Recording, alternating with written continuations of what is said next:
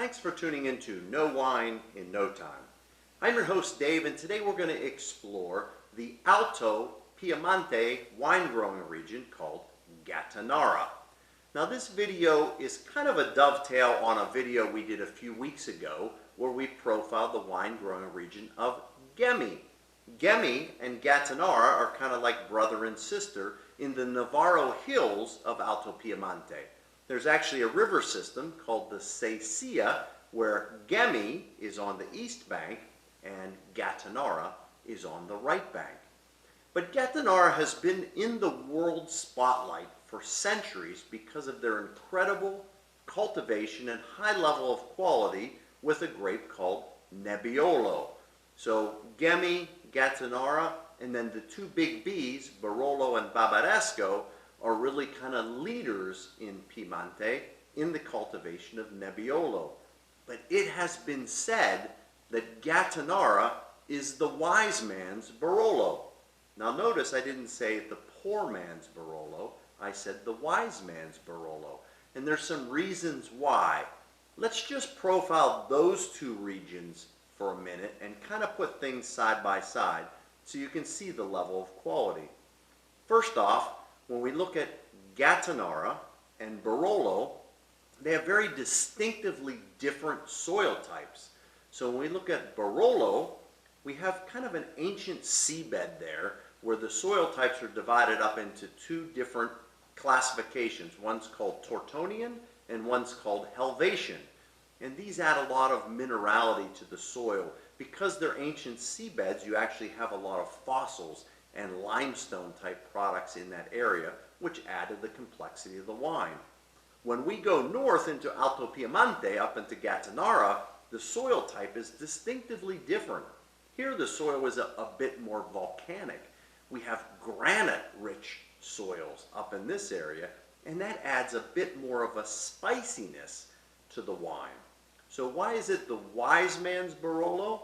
First off, it's going to hit the market at about half the price, and it has a little bit different flavor profile. Now let's talk about Italy's highest level of quality, the DOCG. Well, Gattinara first got their DOC, which is recognizing on the world stage the high quality wine, in 1967. In 1990, it got its DOCG. Now, Barolo, we often say, has the most beautiful Nebbiolo, and it's aged incredibly. Well, guess what? Gattinara is aged even longer, and per those DOCG level wines, their laws say that in Gattinara, a DOCG Gattinara must be aged 35 months total, and 24 of those months need to be in wood or in oak.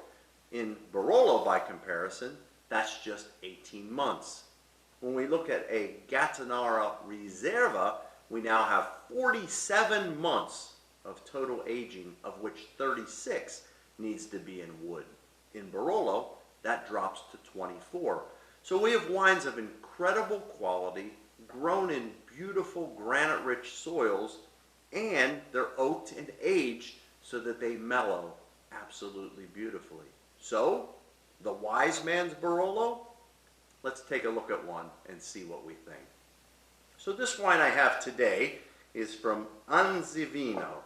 So Anzivino, this is a 2012 Gattinara. It's 2022 right now. So it's not quite 10 years old, but approaching that. And if we take a look at the wine, the first thing that we'll see is this beautiful Nebbiolo is quite transparent. It has a nice garnet robe to it, and it's a little bit bricky around the edges. So by bricky, I mean that it's just getting a little bit orangish around the edges. Let's swirl to liberate some of the aromas. The first thing that comes out of this glass is a little bit of kind of purple flowers, think violets. Then I get a little bit of asphalt aromas, a little bit of mint, and a little bit of grilled meat, all thrown together. So very aromatic and quite a ranging aroma profile. Let's take a sip.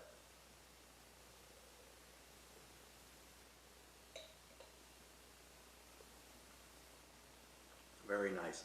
So the first thing that we taste with this particular Gattinara is the incredible entry in the mouth with a very floral profile. I'm getting everything from violets to lilacs to a lot of spring type flowers. Then we have this unrolling of beautiful cherry type flavors where we have kind of almost like a bright tart cherry. Then we feel some of those spices kick in, things like licorice and a little bit of a leathery type of flavor. And that leather is further enhanced by the fact that the tannin level on this wine is really quite high. Remember, Nebbiolo adds quite a bit of tannins to the wine, and as it ages, some of those tannins mellow. So you might be wondering, what exactly would we like to pair with a Gattinara wine? Well, I always say in this type of area, in this type of grape, we want to have beef, and think more roasted beef, think things like a beef roast. But I also want to add a little bit of lamb because of the spicy persona of the wine. So think of a lamb with a rosemary preparation. It would be beautiful with a wine like this Gattinara. So I'm going to get back and enjoy a little bit more, and I ask that you come back next time, because soon you'll know wine in no time.